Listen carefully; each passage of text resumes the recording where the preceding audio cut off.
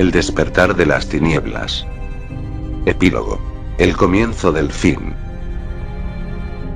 En Equestria reinaba la paz de nuevo, sin la memoria de la primera guerra de las tinieblas, todos vivían alegremente el pasar de los días. No recordaban a Licornia, ni a Vergil, a la familia real original o todo lo relacionado con lo que fue el despertar de las tinieblas. Así que para ellos era un nuevo comienzo, un nuevo inicio, una nueva Equestria. Los ciudadanos fundaron nuevas ciudades, se formaron nuevas comunidades, e incluso se eligió a una nueva familia real de la misma forma en que se eligió la primera. Todo era como si fuera la primera vez, como si vieran a su reino formarse otra vez, y de nuevo se escogió una nueva familia real de alicornios para ser los gobernantes, así dejando a Equestria encaminándose hacia una paz que nuevamente no parecía que acabaría nunca. Y una vez más el destino, o mejor dicho, cierta entidad divina tenía otros planes en los sé que incluía de todo menos la paz. Aproximadamente 3 meses después, mientras ocurrían las reconstrucciones, en un sitio alejado de todo, más allá de las tierras baldías, una inmensa presencia maligna se hizo presente. Se trataba de Arwen. A pesar de su gigantesco poder, ella era capaz de ocultar por completo su presencia para pasar completamente desapercibida. Y esta vez no venía sola, en su lomo había un bebé, una potrilla con apenas un mes de edad, la cual tenía cierto parecido con cierto demonio que había causado bastante destrucción tiempo atrás. Ellas habían aparecido frente a una cueva al pie de una enorme montaña, alejada de todo tipo de civilización.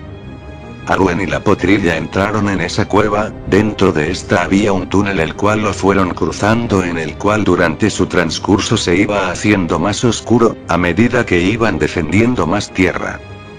Al cabo de un rato la oscuridad era tan profunda que la potrilla se encogió de miedo y empezó a temblar en lomo de Arwen, acción que ésta ignoró por completo. Al cabo de unos minutos la alicornio se detiene y hace brillar su cuerno para iluminar hacia el frente, la luz roja de su cuerno apunta hacia una puerta maciza de metal negro que tapaba el camino. Arwen sonríe y se acerca a dicha puerta, esta tenía en el medio una enorme perilla con púas en los bordes, a la cual sin importarle Arwen lo empieza a hacer girar con su magia, el ruido que producía era espantoso pero esto también le traía sin cuidado a la alicornio oscura. Hace girar la perilla 3 veces antes de que la puerta por fin se abriera lentamente hacia adentro, lo cual permite a Arwen y a la potrilla entrar al recinto que había adentro. En el momento en que ambas entran se encienden de manera automática las antorchas colocadas alrededor de toda la cámara iluminándola por completo. Era una cámara de piedra negra sencilla, del tamaño de una habitación común, con un pedestal del metal negro justo en el centro. Arwen deja baja a la potrilla de su lomo y la coloca en suelo, luego saca el destrozado collar negro y lo coloca en el pedestal. Entonces Arwen se aparta un poco, cierra los ojos y empieza a recitar un hechizo en una lengua incomprensible. Una aura oscura cubre al collar en el pedestal y este empieza a reconstruirse, a repararse, y no solo eso, también el aura oscura empezaba a aumentar de tamaño y a tomar forma, la forma de un alicornio con una apariencia familiar. La potrilla se asusta e inmediatamente se esconde en las sombras mientras ocurría este suceso. La sombra termina de formarse y cae al suelo, levantándose con dificultad logra abrir sus aterradores ojos morados. «Estoy vivo», dice la sombra. «No del todo, pero de que has regresado al mundo mortal, ¿lo has hecho, Vergil?», dice Arwen dirigiéndose a la sombra con una sonrisa. «Ah, Arwen», dice la sombra de Vergil. «Por supuesto», dice la alicornio. «Me trajiste de vuelta, pero mi cuerpo, yo, no tengo cuerpo», dice Vergil mirándose en todos lados. «Más vale que te vayas acostumbrando porque estarás así por mucho tiempo», dice Arwen con malevolencia. «Tú, maldita, devuélveme mi cuerpo o te juro que», dice Vergil empezando a enfadarse. ¿Qué harás? En tu estado eres completamente inútil, y aunque tuvieras cuerpo y magia no podrías siquiera hacerme sangrar la nariz, aunque si quieres comprobarlo te puedo dar un cuerpo solo para matarte yo, dice la alicornio con una aterradora sonrisa. Vergil se calma de inmediato al ver la mirada de Arwen, recordando su terrible poder y baja la cabeza con sumisión. Por lo menos déjame saber cuál es la razón de esto, déjame saber el por qué estoy así, ¿acaso fue porque fallé en mi conquista? Dice Beryl con un tono inexpresivo.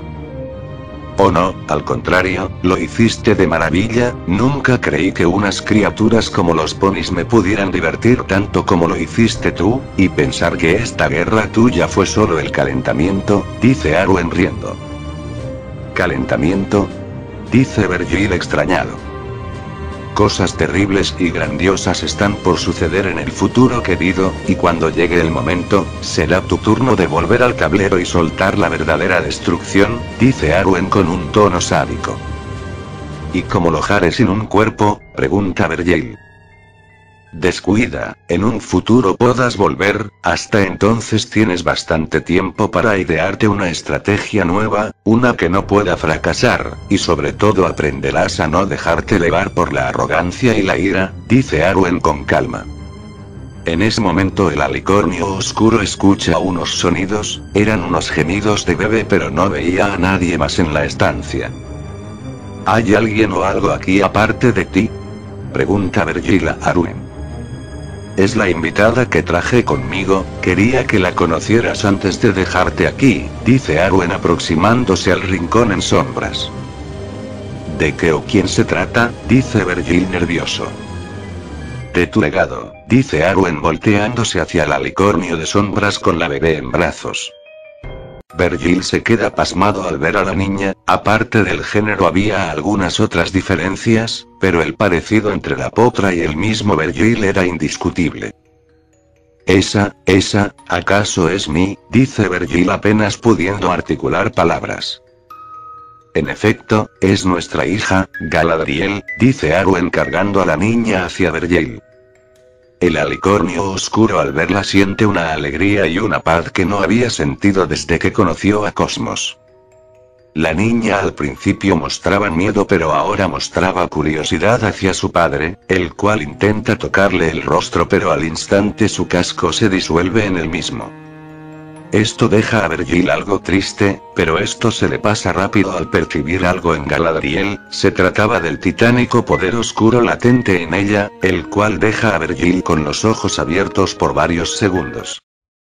De ahí sintió otra sensación, la sensación que esperaba sentir mas nunca apareció el día que nació Esgaroth. Orgullo. Un enorme, creciente y fiero orgullo empezaba a manifestarse hacia Galadriel, en su mente se dijo que por fin se había engendrado una digna heredad de su legado. Veo que ya lo sentiste, esta niña se convertirá en alguien incomparable en el futuro, dice Arwen al alicornio oscuro. Si lo sé, ella es lo que mi hijo Esgaroth nunca será, ella es mi heredera, mi protegida, mi hija, mi Galadriel, dice Vergil con un tono suave a lo que la potrilla responde con una sonrisa. Bien, ya es momento de que me vaya, pero no te preocupes, tu hija estará en buenas manos, dice Arwen tomando a la niña y dirigiéndose a la salida. Contigo, no dudo de eso, dice Vergil desvaneciéndose dentro de la armadura. Arwen y Galadriel salieron de la cripta, al hacer esto las antorchas se apagaron, y la puerta de metal empezó a cerrarse sola. Nos veremos de nuevo, Vergil, dice Arwen sonriente mientras la puerta se cerraba por completo dejando el recinto a oscuras. Ella al salir de la cueva junto con su hija, vuela a la entrada a la tumba junto con toda de una manera en que el pasadizo no pudiera ser encontrado en mucho tiempo, ella sin nada más que decir, desaparece en la oscuridad de la noche que empezaba a caer. Vergil se queda solo, con su alma en el collar, en aquella completa oscuridad, mas antes de que su voz callara por un largo tiempo, él dice por un largo tiempo. Vergil, jeje, ese ya no será mi nombre, es algo que dejaré atrás, al igual que el pasado, en el futuro seré la encarnación de la oscuridad, en el futuro todos me temerán y se arrodillaran, en el futuro, yo, seré conocido, como Sauron. Desde la batalla final, Mercer había permanecido oculto a manera de ermitaño, de forma que nadie lo pudiera encontrar. Ocultando el Silmaril que tenía junto con el collar de la armadura legendaria el cual había recogido antes de esconderse de los sobrevivientes. En los años que pasó oculto, a pesar de que ya no había peligro, la mente de Mercer no estuvo en calma. El Pegaso Gris desde la primera noche empezó a tener sueños sobre aquella batalla final, eran recuerdos tan realistas y la mayoría de estos terminaban con las escenas de la muerte de su familia, por lo que Mercer casi siempre acababa despertando en medio de la noche rugiendo y con alguna de sus bioarmas en alto. Mercer poco después de que inició su vida de ermitaño comenzó un entrenamiento para controlar sus poderes, descubriendo así algunas nuevas habilidades y mejorando sus reflejos e ideando nuevas estrategias de combate, incluso aprendió que podía fabricarse atuendos de ropa con su propia biomasa, aunque esa era una habilidad que le traía sin importancia, todo esto debido a que, por más que lo intentara no conseguía encontrar la paz que creyó que sentiría luego de haber vencido a las tinieblas. Pero la respuesta a esa que provocaba esa inquietud se le presentó por sí sola con el pasar del tiempo. Aproximadamente 20 años después, en el bosque Everfree, acababa de anochecer y Mercer ya había concluido con su entrenamiento ese día. Cuando entonces ocurrió. El Pegaso Gris escuchó el sonar de un trueno, por instinto miró hacia arriba y lo que vio lo dejó sorprendido. Un vórtice se estaba abriendo en el cielo, con un resplandor luminoso y de este salió un meteorito de color plateado el cual se dirigía justo hacia donde Mercer se encontraba. El Pegaso Gris instintivamente voló al meteorito y lo desvió de su trayectoria de un puñetazo, con todo lo que le había pasado anteriormente tenía motivos para desconfiar del suceso que estaba ocurriendo. El meteorito se estrella con fuerza de varios metros de donde iba a aterrizar, con Mercer siguiendo su trayectoria. Él aterriza en el cráter que este meteoro había dejado para comprobar de manera cautelosa qué es lo que había entrado por el vórtice. De entre el humo que venía del centro se empezó a notar una silueta que a Mercer se le hacía espantosamente familiar, y por si fuera poco el olor que venía de aquella silueta también se le hacía familiar. Mercer inmediatamente saca su espada y cae sobre la silueta antes de que se acabara de levantar, pero antes de hacer algo más el humo se disipa y Mercer de inmediato detiene su ataque. El parecido era bastante notable, pero estaba claro que aquel no era el enemigo al que tanto odiaba. En lugar de eso se encontraba ante un alicornio negro y blanco de crin plateada y blanca con una marca de yin yang el cual lo miraba de manera fría y seria, mas Mercer no vio rastro de maldad o crueldad en aquellos ojos azules. También llevaba una bolsa de viaje del mismo color plateado. «Tú no eres, creí que eras alguien más», dice Mercer desactivando su espada. «Me lo imaginaba por el cómo me recibiste, ahora podrías hacerme el favor de soltarme y quitarte de encima», dice el alicornio. Mercer lo hace un tanto avergonzado por el acto de salvajismo que acababa de hacerle a un desconocido. El alicornio se levanta y se sacude el polvo. «Bien, creo que empezamos con el pie izquierdo, así que comencemos de nuevo, ¿vale?», dice el alicornio. «Bien», dice Mercer. «Seguramente te estás preguntando en estos momentos quién soy yo y por qué me parezco tanto a cierto demonio con el que peleaste hace 20 años», dice el alicornio. «Pues la verdad es que sí, ¿quién eres o cuál es tu propósito aquí?», dice Mercer más serio. «Mi nombre es Esgaroth, y si soy hijo de mi padre, Vergil», dice el alicornio negro. «Eso ya me lo imaginaba, te pareces mucho a él, aparte de que apestas igual que él», dice Mercer sonriendo de manera burlancia. «Voy a fingir que no escuche eso último», dice Esgaroth con fastidio. «Y bien, ¿cuál es tu asunto aquí?», ¿O es que me vienes con la típica historia de que quieres vengar a tu padre?, dice Mercer. ¿Vengar al tipo que me abandonó al nacer y asesinó a mi madre? Y eso que pensé que no tenías sentido del humor, dice Sgarrod mientras a su vez reía con amargura. Entonces, ¿por qué estás aquí? ¿Qué es lo que buscas de mí?, pregunta Mercer insistente. Mis maestros me enviaron aquí con una advertencia, dice Sgarrod ahora con bastante seriedad. ¿Una advertencia de qué, y qué tiene que ver conmigo?, dice Mercer. Será mejor que lo veas por ti mismo, dice Sgarrod sacando lo que parecía ser un pequeño retrato de su bolsa de viaje. Mercer toma el retrato, en este se representaba a varios ponis siendo asesinados por distintas criaturas horripilantes. El Pegaso se queda mirando el retrato intentando comprender qué debería de significar esa imagen, pero entonces ocurre.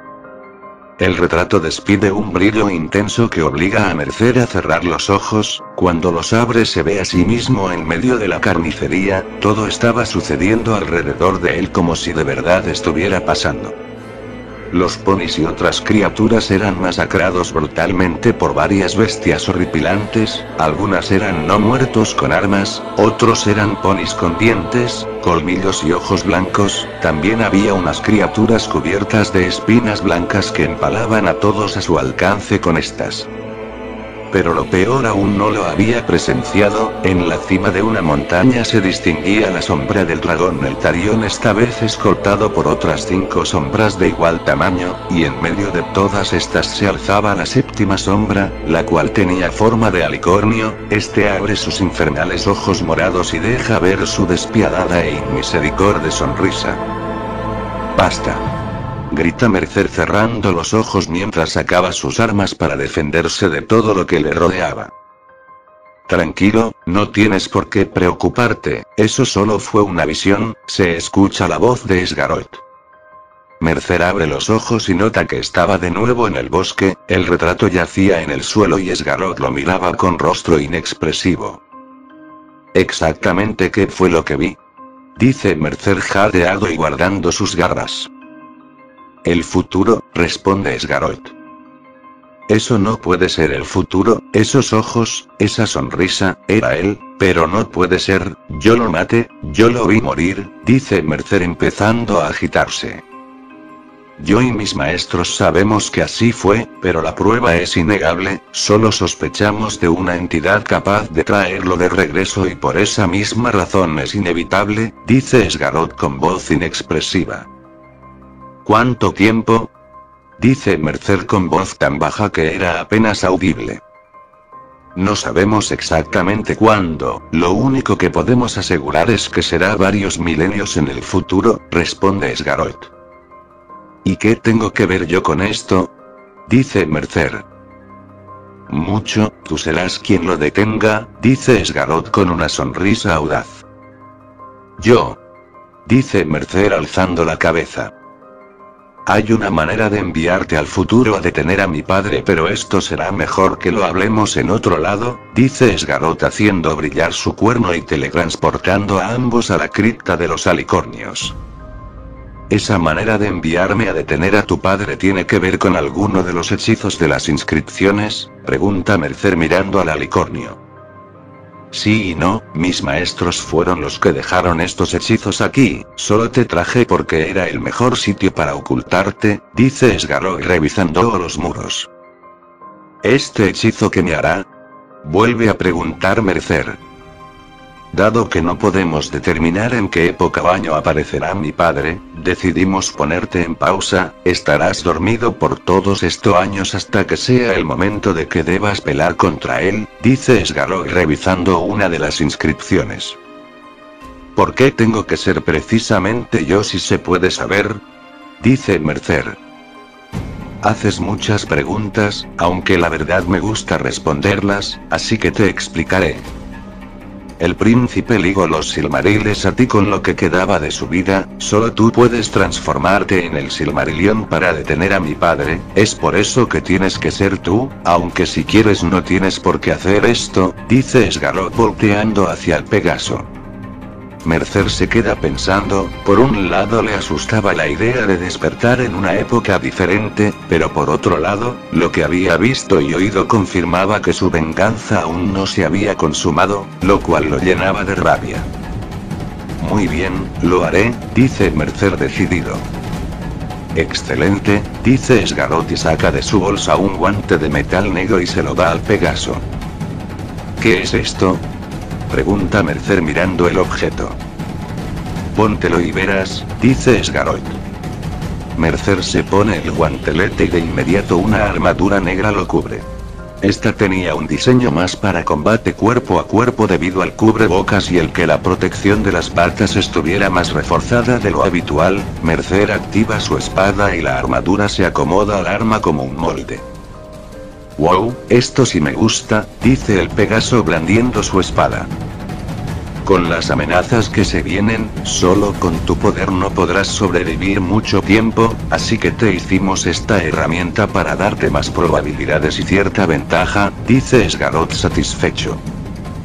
Gracias, en verdad tú sabes cómo caerle bien a la gente con este tipo de regalos, dice Mercer quitándose su armadura y guardándose el guante en el bolsillo de su chaleco.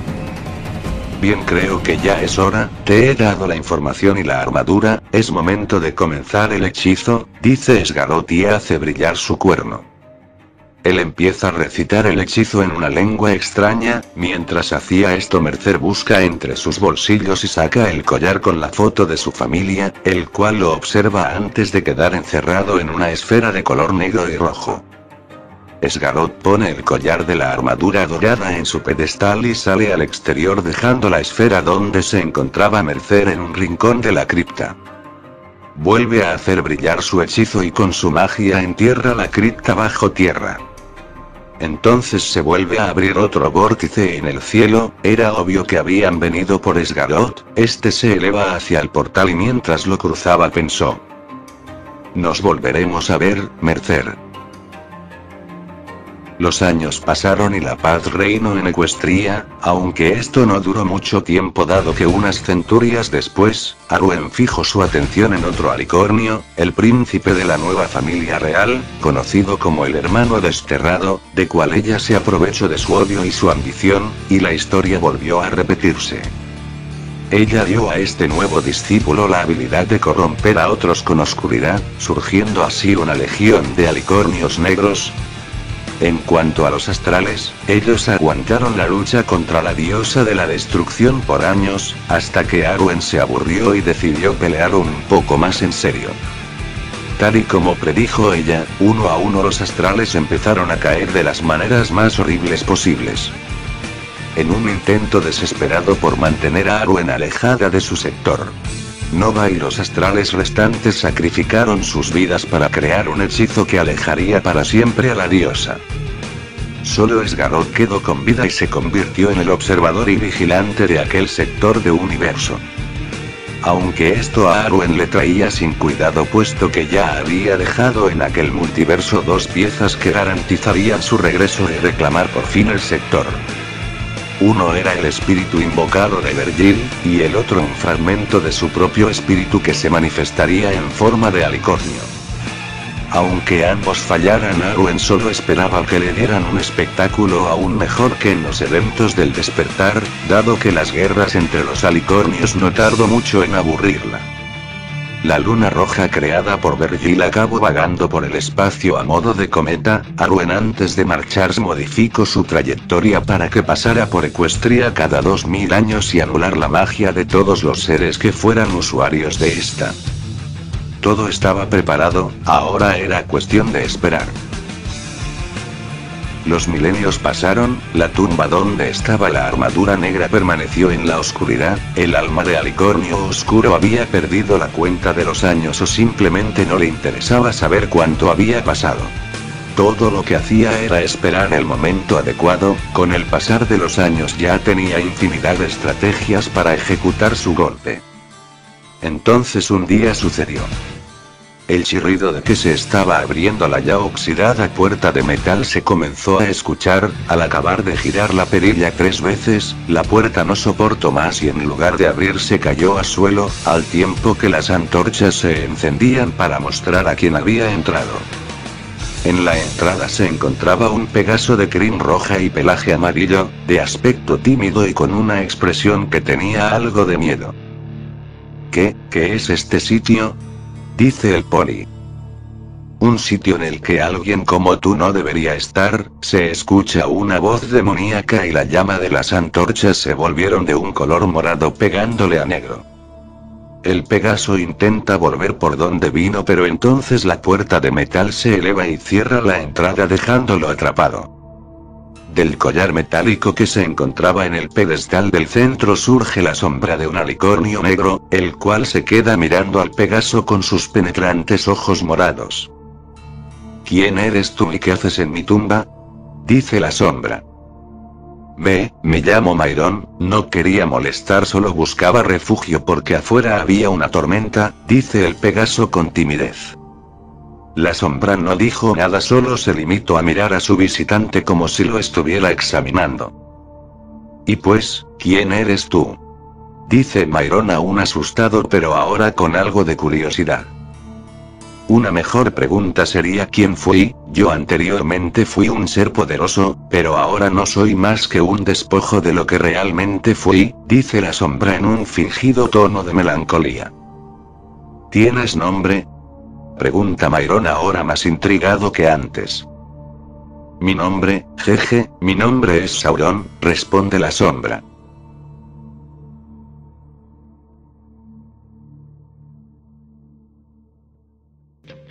En otro lugar, al mismo tiempo que eso sucedía, en el exterior había un intenso huracán, apenas se podía distinguir algo por lo fuerte que era. Las criaturas del bosque habían ido a correr a sus refugios para ocultarse, puesto que nadie sería capaz de salir en medio de una tormenta al exterior. Excepto por alguien que sobrevolaba a través de ella. Se trataba de un Pegaso blanco de crin anaranjada, de menor estatura que la mayoría, atravesaba a toda velocidad la peligrosa tormenta. En un par de ocasiones le caían rayos y él seguía como si nada, es más fue capaz de devolver los rayos en dirección contraria. El Pegaso blanco sonrió con satisfacción mientras seguía su camino. Se hace tarde, mi esposa debe de estar preocupada, dice el Pegaso cambiando su dirección de vuelo.